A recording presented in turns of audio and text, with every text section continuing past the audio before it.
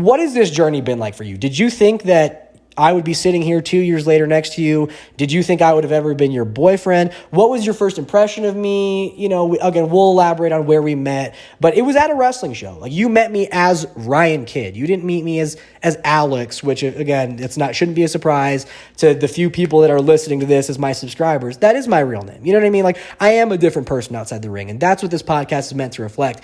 Like, what were your first thoughts? Like, there's also a completely hidden aspect to the story that we'll reveal, but like, you 2 years ago or three, however many years ago it was, when you saw Ryan Kidd, what are you thinking? Is there like, you know what I mean? Like, yeah, did you think I was cute? You know what I mean? Like, did you, I'm a good wrestler, he was entertaining, or just like nothing? Because obviously, like, not like I'm the whole show. I'm one wrestler among 2 wrestlers in a match, among 7 matches on a card, so 15, 18, 20 wrestlers.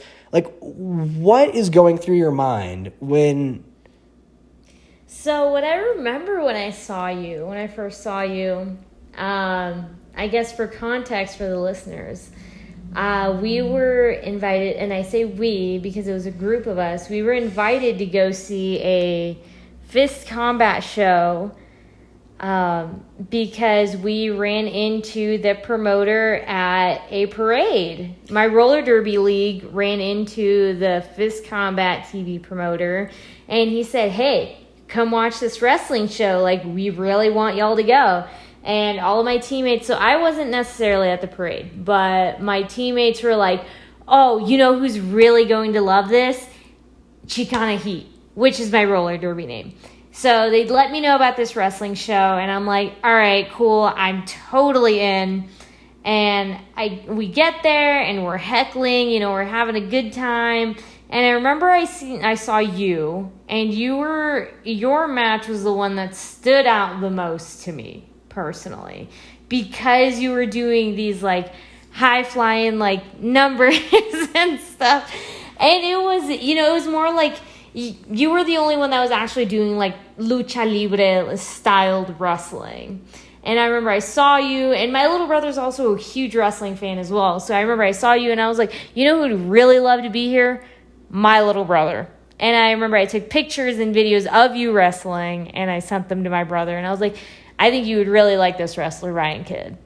And it's funny to think of now, because now he knows you as my boyfriend. Of course, he's got one of my T-shirts, and he's seen me wrestle, and so much has progressed during this time. But so when you say traditional lucha libre, let's give kind of a background. So when you say, you know who would love this is Chicana Heat, and again, when you bring up the derby, that's a whole different story. And again, we'll footnote it and we'll get back to it. So we won't elaborate on that too much right now for the sake of this story.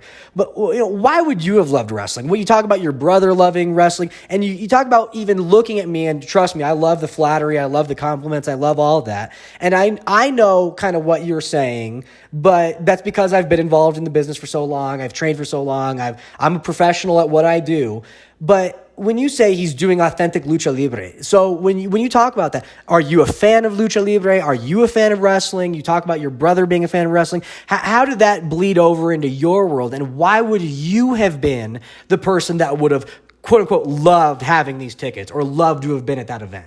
Well, I grew up watching wrestling. My older brother and I grew up watching wrestling. And so actually... Is this WWE? Is this Mexican wrestling? Yes, like CMLL as well. My mom didn't really let me watch too much lucha libre because she thought it was more intense. Masculine. Yeah, it's for the boys. Not masculine, but she thought it was a little more, quote unquote, real. You could call it. So she definitely saw the disparities and the binaries between American wrestling, like U.S. wrestling versus like lucha libre. Like lucha libre is very much real to her. Yeah, and there's blood, and there's the abuelitas are throwing water and fighting, and there's heckling, there's real life heckling. Right. Like the audience is genuinely involved, as opposed to here in the U.S. We kind of understand that it's tongue in cheek. We understand. We understand it's like a Vegas show, right? Yeah, and exactly right. Like we, I guess.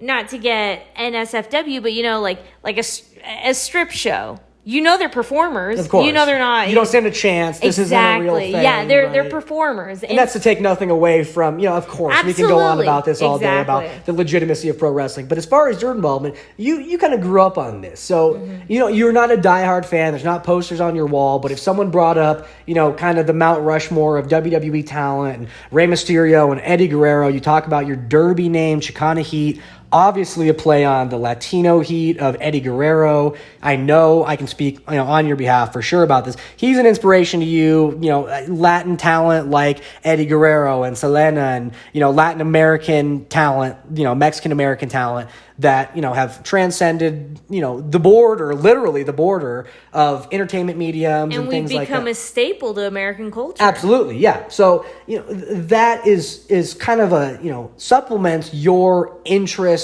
in wrestling. So, to fast forward on that, you come to the show and, I can vividly remember during my match, you're begging for the Ryan Kidd t-shirt. And I'm thinking, sheesh, this is a Thursday night, and I'm not throwing my t-shirt away. This is a free $20 t-shirt. And I say, all right, well, okay, she's a pretty cute gal. And so I say, well, if you give me a kiss on the cheek, I'll give you the t-shirt. And sure enough, what'd you do? You lean forward and you gave old Ryan Kidd, Mr. Excitement, a kiss on the cheek. And how could I forget a girl like that? So naturally, after the show, you and I take photos, and you have become a fan of the week. So if you follow Ryan Kidd on any social media, at Ryan Kidd Pro, Twitter, Instagram, Facebook, /Ryan Kidd Pro. I do a weekly fan of the week. In the past, it was on Tuesdays. Now, every single Monday at any XSite Entertainment live event with Ryan Kidd involved. If you get a photo with me and tag me at Ryan Kidd Pro, I will post a photo, select photos every Monday, a fan of the week. And you were the fan of the week one week. And months go by, and you keep coming to shows sporadically therein. And we keep taking photos, and we connect a little bit, not in a friendship way, but a wrestler to kiss on the cheek fan way. And where's that t-shirt? Hey, I remember giving you the t-shirt. I remember giving you a hard time. And time goes on, and what do you know? I end up shooting my shot in your DMs. There's no way around it. There's no way for me to sugarcoat what that was. Hey, I was looking for conversation. And a conversation with a cute girl doesn't hurt. So, for those of you that are out there that, you got a crush or hey, there's no problem in shooting your shot. So I shot my shot quite literally. And I saw you post some wrestling stuff on your Instagram story. I saw a wrestling mask and I thought, okay, boom, this is it. The moment I've been waiting for. It was music. It was a band. It was a band that was playing in Lucha Libre masks. But the wrestling masks is all I need, right? The minute I see, because I've got no in with music, but wrestling. So I see the wrestling mask on the cute girl Instagram story, and I don't, it sounds corny because you're sitting next to me. I don't do it to every cute girl Instagram, but the cute girl Instagram for the girl that had kissed me on the cheek, and then I'd seen it in the wrestling shows, and you and I had small talk conversation. This is my chance. So, we talk, and you are totally not sold, right? Like, I'm funny to you. I'm entertaining to you in like the almost sad, pathetic way. Like, right. You know what I mean? Like, it wasn't bad. Like, you didn't hate me or anything, but it was just like, I knew what you were doing. I was doing my little like crush boy, like, oh, you're cute, kind of thing. And you're just playing hard to get, but rightfully so. Cause like it was what it was. She was this guy, Well, I feel like a lot of it had to do with I'm very oblivious to these messages. So, like, even when it comes down to, like, friendship, like, I need someone to tell me verbally, like, hey, we are friends, right? It's for me to be able to, like, establish, like, that relationship. And which is funny, like, because I studied communication, you would assume I would pick up on these nonverbal cues or whatever. And there was plenty of them. So as time goes on, weeks go by and months go by, and finally I get you on a date, and it takes a couple dates before I work up the courage to give you a kiss. And, once I start kissing you, I can't stop. And it's been a couple of years now. And it's been a journey, right? It's ups and downs. And I honestly think that COVID not being, quote unquote, the best thing that ever happened to me, but like this really helped give us the time, me the break away from the full-time traveling and wrestling and training schedule that I had. Again, that came at the expense of my physique, and that came at the expense of the bookings and the travel and all that. And on the same aspect for you, again, your plans to go to New Mexico and start this master's program were quite literally delayed by almost 2 years.